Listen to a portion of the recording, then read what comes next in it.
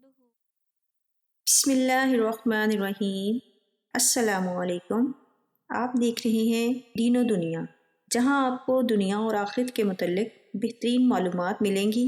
مزید معلومات کے لیے ہمارے چینل کو سبسکرائب کریں۔ چلتے ہیں ہم اپنے ٹاپک کی طرف۔ تلاوت ترتیب کے اعتبار سے سورۃ الفاتحہ قرآن مجید کی پہلی سورہ ہے۔ اس سورہ کے کئی نام ہیں۔ اس کا سب سے مشہور نام سورۃ الفاتحہ ہے۔ سورۃ الفاتحہ کا ایک نام سبع مثانی ہے، یعنی وہ 7 آیات جو بار بار پڑھی جاتی ہیں۔ سورۃ الفاتحہ قرآن مجید کی سب سے زیادہ فضیلت والی سورت ہے، کیونکہ اس کی فضیلت خود قرآن مجید میں بیان ہوئی ہے۔ ارشاد باری تعالیٰ ہے وَلَقَدْ آتَيْنَاكَ سَبْعًا مِّنَ الْمَثَانِي وَالْقُرْآنِ الْعَظِيمِ، اور یقیناً ہم نے آپ کو عطا فرمائی ہیں بار بار دہرائی جانے والی 7 آیات اور عظمت والا قرآن کریم۔ اس سے مراد سورۃ الفاتحہ ہے۔ سورۃ الفاتحہ کا ایک نام سورۃ الصلاۃ ہے، کیونکہ اس کی ہر نماز میں تلاوت کی جاتی ہے۔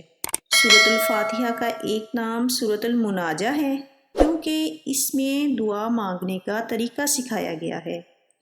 سورۃ الفاتحہ کا ایک نام سورۃ الشفاء بھی ہے، کیونکہ اس کو پڑھ کر دم کرنے سے مریض تندرست ہو جاتا ہے۔ رسول اللہ صلی اللہ علیہ وآلہ وسلم نے فرمایا سورۃ الفاتحہ جیسی کوئی دوسری سورت نہیں، نہ تو تورات میں، نہ انجیل میں، نہ زبور میں، اور نہ قرآن مجید میں اتری ہے۔ حضرت محمد رسول اللہ صلی اللہ علیہ وآلہ وسلم کو 2 ایسے نور دیے گئے جو آپ خاتم النبیین صلی اللہ علیہ وآلہ وسلم سے پہلے کسی کو نہیں دیے گئے، ایک سورۃ الفاتحہ اور دوسری سورۃ البقرہ کی آخری آیات۔ ایک مرتبہ حضرت ابو سعید خدری رضی اللہ عنہ نے سورۃ الفاتحہ پڑھ کر سانپ کے ڈسے شخص کو دم کیا تو وہ تندرست ہو گیا۔ سبحان اللہ۔ سورۃ الفاتحہ کا مرکزی خیال دعا مانگنے کا طریقہ، اس کی تعلیم اس طرح دی گئی ہے کہ اس سورہ میں بندہ اللہ تعالیٰ کی تعریف اور شکر ادا کرتا ہے، اپنی بندگی کا اظہار کرتا ہے، اور پھر اللہ تعالیٰ سے ہدایت اور استقامت کی دعا مانگتا ہے۔ سورۃ الفاتحہ میں اللہ تعالیٰ سے صراط مستقیم یعنی سیدھے راستے پر چلنے کی دعا مانگی جاتی ہے۔